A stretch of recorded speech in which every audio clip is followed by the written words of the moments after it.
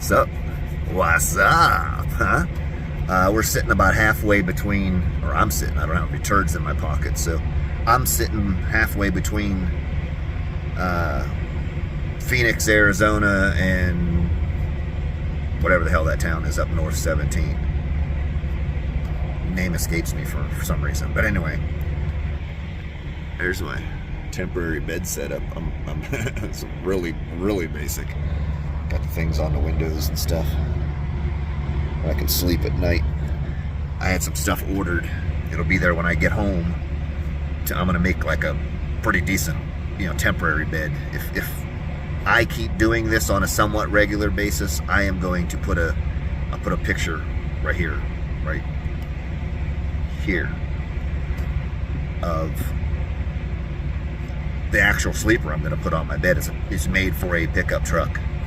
It's pretty neat. But anyway, here's what we got going on today. Yeah, we're up here. I'm in the process of peeling off. I can't see shit. Sun's in my eyes. But anyway, I'm in the process of peeling off these stickers that said Tex. Big. Right now it's just big. Regular big. It used to be Big Tex. But anybody that knows me knows I don't like advertising for other people, right? They don't have my company name on their building where they build these trailers. I don't want their name on my trailer where I do business. So I'm peeling that off, and I'm going to put my company name logo right there. Here's load number 2. We picked this up yesterday. Chained it down. It's my first chain job too. Nice and tight. I don't know if this is how you're supposed to do this kind of stuff, but that's how I did it. It's tight, weighs about 2,500 pounds. It's going to Lakeview, California, where I'm hoping to grab something that I can get home with. So that's what I'm doing today. It's beautiful out here. It's about 52 degrees. You can see the snow-capped mountains off in the distance there. And that's what we're doing today.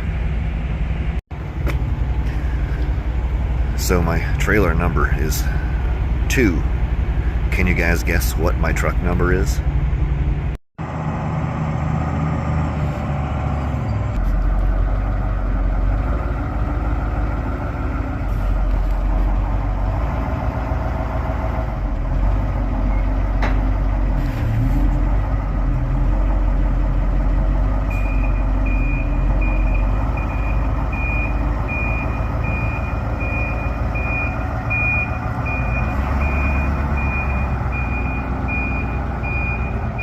Yep, and that's it.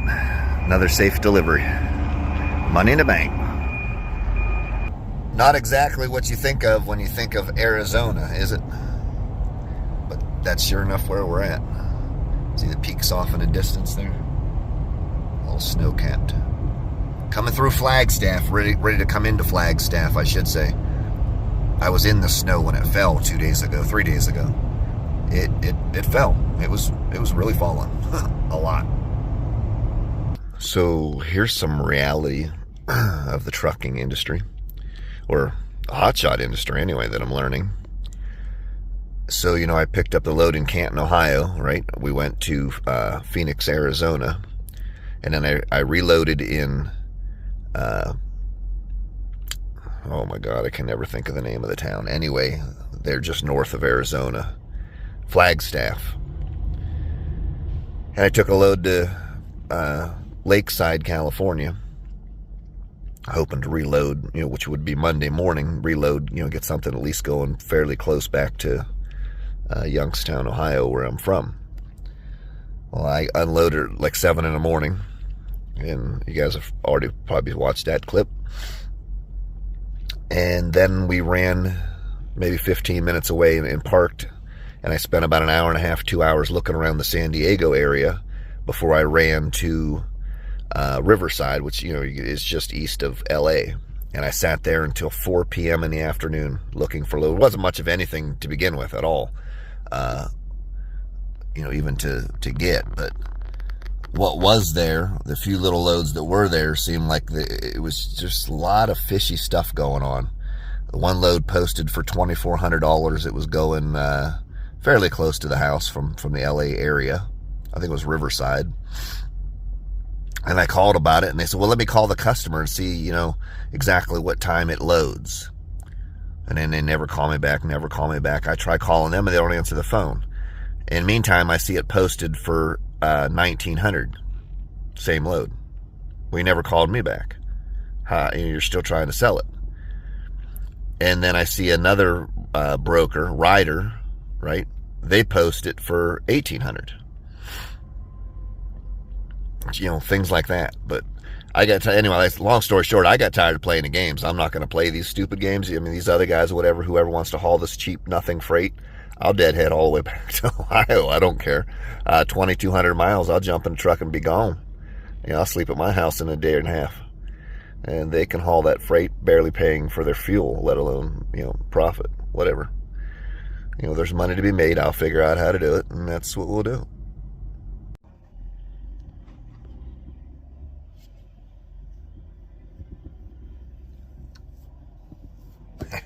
Yeah, we're still deadheading. I'm almost to the New Mexico state line. Been looking along the way. You know, I got three. I use three. There's an automotive load board. I use the DAT1 load board and the Truck Smarter, I think it's called, load board.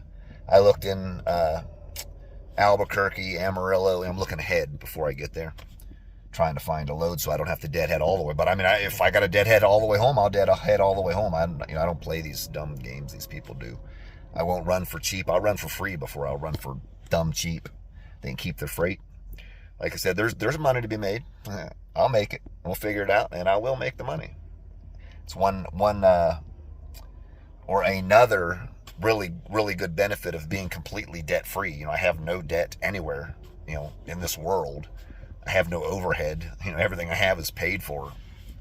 You don't want to pay me? That's fine. I'll go home. I'll go play with my sheep. I'd rather be playing with my sheep than driving this truck anyway. It's just something I figured I'd do, you know, to have some money, you know, to cash flow the farm becoming profitable, which, you know, probably going to take about 2 years. But yeah, we're deadheading. I thought I was going to go in here and get something to eat. I'm just going to sit here and take my break now, I guess. Might as well. It's only got, you know, 11 or 12 more minutes, and I won't even have to stop, take a break. I'm not going to run very far today. I think I want to stop this side of Albuquerque, and I'll leave a little later in the morning, trying to hope that, you know, the brokers will get up and start posting something. So if there's something in Albuquerque, maybe we can pick something up there. You know, the farther east I get, the more likely. You get over by Oklahoma City, then you get, you know, you're getting over into like Illinois. You know, I'll probably be able to find something there, or even Indiana. A little short load from Indiana over to somewhere over northeast Ohio or something. I'll make $600-800. It'll pay off for all my fuel. That's all I care about, and I'll be home. I'll probably stay home a week or so. But yeah, this bird, that damn thing's been eyeballing me. Thinks I'm gonna give him something, but unfortunately, the Indians will not let me come in, dude. If I could go in, I'd have something and I'd feed you. But I can't. So piss off. See, I told you we'd find something. I mean, it ain't the best thing, you know what I mean? But it'll more than cover all my fuel, at least for, you know, the trip home. I got a really good rate on the way out anyway, so I'm gonna make a bunch of money regardless. But I'm gonna pick up it's the first time I'm gonna do this too. I use the other load board for cars that I've talked about, and I found a Chevy Tahoe going to Lexington, Kentucky from down here in Albuquerque at a Hertz, like a big hub for Hertz cars. I mean, I've hauled my race car around on my little trailer, you know, behind my pickup truck before, but I've never hauled a you know, like a load, a car before. Shouldn't be no big deal. Let's go see what we got to get done here. All right, so that's a pretty straightforward process. Got this car picked up, or Tahoe, I should say. Got me a Tahoe. I was hoping it was black, you know, so my loads match my truck and trailer. Should have told the dealer, least you could do is buy a damn one that matches my truck. I had to put these ramps down. It's nice because this is on an uphill, right? So it should make it go on much easier, be straighter. Shouldn't be too hard at all. Let's get her done. Yeah, that wasn't too bad at all. I mean, it went pretty much exactly how I expected it to. One thing I don't like is the front end clearance, because it's got this, I'll show you in a second, it's got one of those real low fairings underneath there. It just barely touched that, which is, it already had a little crack in it, so I'm not really worried about it. So they can see that on the pictures before I pulled it on the ramp. But it's a pretty clean truck, really. I guess it was a rental, like a, you know, carport rental place, and then a dealer's buying it, probably like wholesale or something, to resell it. It's pretty damn clean. I'd buy the damn thing. I hate Chevys, but a couple little tiny marks that'll be easily touched up by a dealer, and it's pretty damn nice shape. I thought for a rental, you know, I thought rentals would be destroyed. It's not bad. Let's get her strapped down, test out my new lasso ratchet straps. I think I'm pretty good there, because most of the weight, I would say, you know, 60% of the weight is here, and it's forward of my axles.